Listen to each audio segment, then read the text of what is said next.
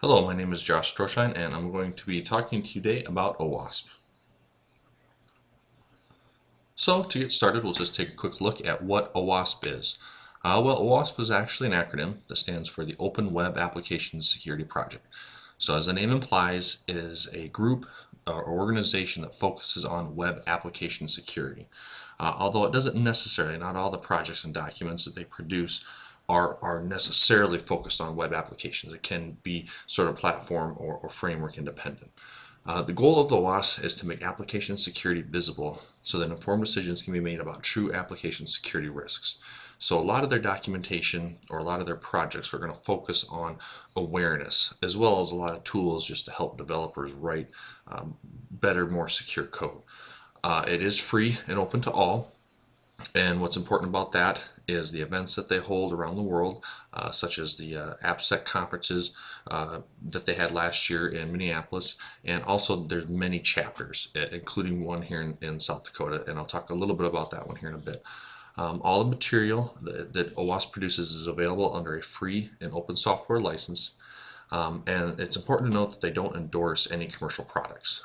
So if you see anything out there that says it's endorsed by OWASP and it is a commercial project, it isn't. And they do actually appreciate it when you let them know about it because they take action. If you go to owasp.org, you can get to their site and start taking a look at some of these projects and just search OWASP and you get there as well. So how does OWASP go about accomplishing their goals? Well, they focus their efforts into what they call projects. With that, we'll see here a list of some of their top projects. This is not an all-inclusive list. There's a lot of things they do outside of here, but these are just some of their more prominent and popular projects. To start with, and I'm going to say this one's arguably the most popular, is their top 10 project. It was last done in 2010. The version before that was in 2007. So we're probably about due for another version of that document. And that one is really an awareness document. And I'm going to get into that one a little bit later. ZAP, or the Z-Attack Proxy. We've got Web Scarab and WebGoat. There is something that's kind of making a comeback, is the Academy Portal project. And in particular, there's something called the Hacking Lab Challenges that I'll cover in a little bit.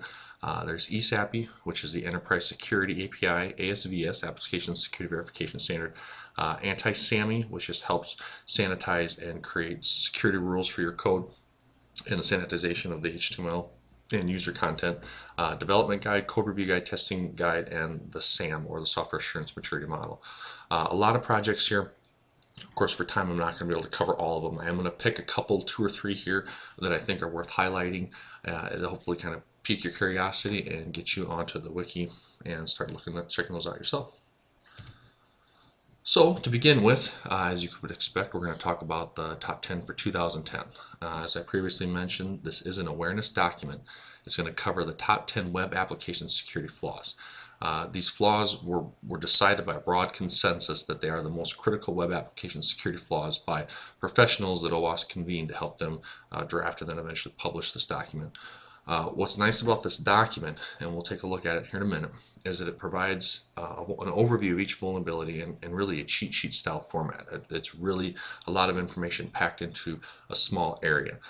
That document will talk about threat agents, attack vector or vectors, the prevalence and detectability, the impact on the business and the impact on the code, determining if you are vulnerable, prevention, mitigation, and then finally some references.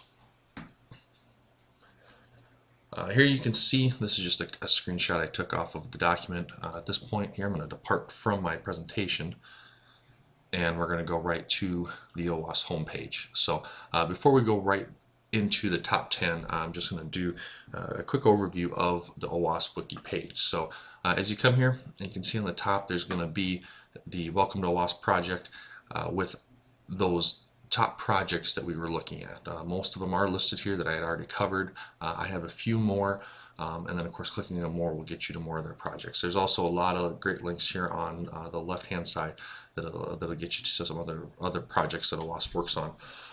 Scrolling down the page a little bit, you'll see kind of a standard what is OWASP here, as we already covered. The next one, I'm not going to cover this in too much detail, but there is this AppSec tutorial project, which is a series of videos. If we follow that, it'll drop us onto the project page. which will lay out, and this is going to be a pretty typical layout for a lot of the project pages.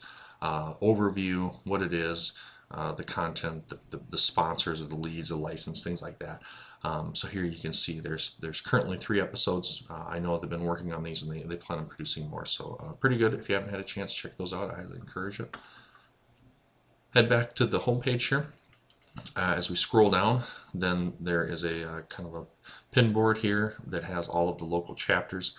This takes us to a listing of them. I want to just show you guys that we do have a South Dakota chapter. I am the chapter lead. This is our main point of information as our wiki page here, and how I typically run this is post the meeting information, where it's located for us. We typically meet in Sioux Falls at the University Center, and then the agenda, what we plan on covering that night. We always keep this up to date. We do have some meeting archives and minutes, not so much minutes, but more of the archive, which has the agendas from past meetings. So if you're interested in seeing some of the things that we've talked about, right now we try to have at least 4 a year. That's the minimum that OWASP requires for chapters to be to maintain their active status. More interest, we'd have more meetings.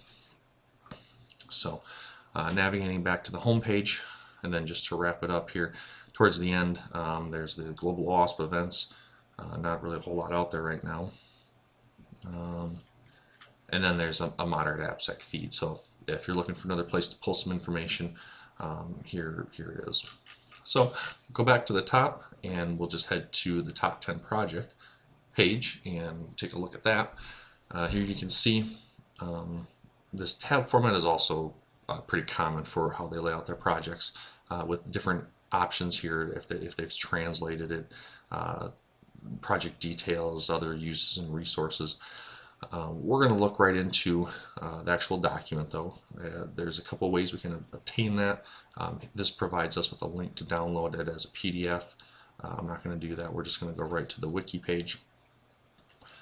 Drops us on here. This is going to be the same content that the PDF has, forward welcome warnings, and then the content of the document here. We're going to focus right in on the OWASP Top 10 for 2010. And that brings us to the overview, what our application security risks and the path that those follow, a threat matrix, and then the actual meat of the document here, which is the top 10. So I'm not going to read those off. If you haven't seen these before, it's really informative. Take a look at those. It gives you a brief description of what they are. I'm going to go ahead though and choose cross-site scripting just to show you what that page looks like. And this is what I meant when I say it's almost like a cheat sheet style. If you printed this off, I'm guessing you could probably fit on one page.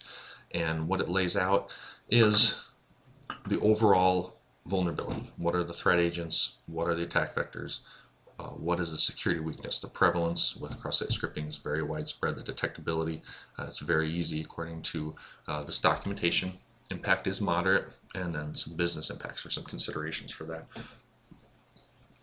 Here's a section to help you determine if you're vulnerable. There's an example scenario section. There's a how do I prevent cross-site scripting, and then there's a references section, which will a lot of external and then of course a lot of internal. One thing I do, again, just apart from the presentation a little bit here, because I think this is worth pointing out, there is this OWASP cross-site scripting prevention cheat sheet. If we follow that, that drops us on the cheat sheet page. Here we have the standard introduction, what it is, and the theory behind cross-site scripting, and then the prevention rules. So a great resource if you're dealing with programming and you need to handle and deal with cross-site scripting, or if you're helping to develop secure coding standards. And if we scroll down to the bottom of the page, you'll see that there's this OWASP cheat sheet series, and that's really what I wanted to highlight as well, is that not only is there a cheat sheet for cross-site scripting, there's a lot of different categories, as you can see out here, things like HTML5, session management, SQL injection, and then the draft series where they're working on. So click on some of these, they're not quite complete, but they really have been pushing this cheat sheet series lately. So another great resource to look at.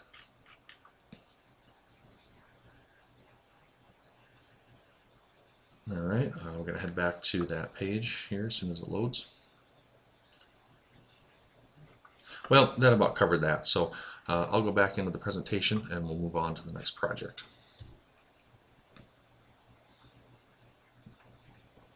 Okay, so the next project I want to look at is ZAP, or the Z Attack Proxy.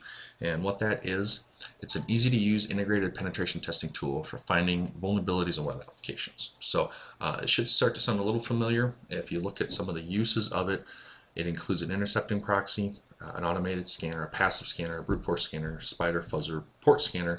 And this last bullet I threw in just because the authors made sure to point it out on the wiki page that it's free. There's no paid pro version. So you can, I think you can tell from that who the authors of this tool are kind of targeting. It was the Toolsmith Tool of the Year in 2011, and it is a fork of the Proxy project. And then here's a screenshot. So at this point, depart from the presentation again, and we'll head back to, hopefully we can get OWASP to pull back up here. I'll give it just a second before I pause the presentation. Okay, so pardon the interruption there, I had some connectivity issues at the house. Now we're back on the OWASP homepage, and if we head to the ZAP project page, here you can see similar layout, prominent link to download ZAP. Pick your version. I download the executable because I'm on Windows. Assuming you've got that downloaded, run the installer. You can pretty much accept the default options all the way through. You'll have an icon on your desktop. Double click on that. Excuse me.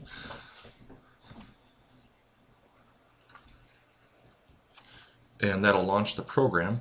And what you'll get here, since I've already launched this, there's one step that you didn't see. And if we go under the tool file menu and go to options, there is a dynamic SSL certificate. You'll have to generate that if you want to use that for SSL. The other thing you can look at once you've got this loaded is your local proxy. And here you can see it's just running on localhost 8080. So we'll accept that. The next thing I'll do, just to skip right in, is to go to the options in Firefox and configure it to use a manual proxy, so localhost 8080, and then for all protocols. Now that I've got that set up, I'll backpedal to the ZAP page. Since I'm using that SSL through the cert through my ZAP itself, I'm going to confirm that exception. And now we're back.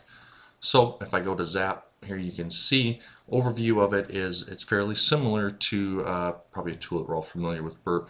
It lays things out in panes. You start to see the sites as you browse all the different requests, so it starts to build that site map passively.